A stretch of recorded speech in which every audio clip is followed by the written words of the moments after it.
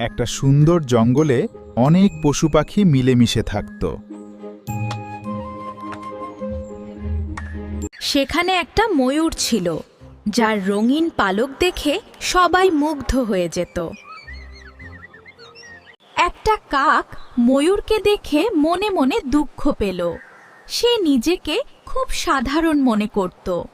একদিন কাক ময়ূরের পড়ে থাকা পালক কুড়িয়ে নিল। সে সেই পালক গায়ে লাগিয়ে নিজেকে ময়ূর বানানোর চেষ্টা করল।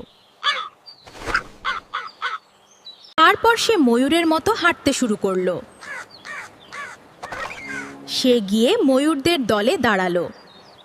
কিন্তু ময়ূররা বুঝে ফেলল এটা আসল ময়ূর নয়। তারা রেগে গিয়ে কাকটিকে তাড়িয়ে দিল। লজ্জায় কাকটি আবার নিজের দলে ফিরল। কিন্তু অন্য কাকরাও তাকে চিনতে পারল না এবং তার উপর রেগে গেল।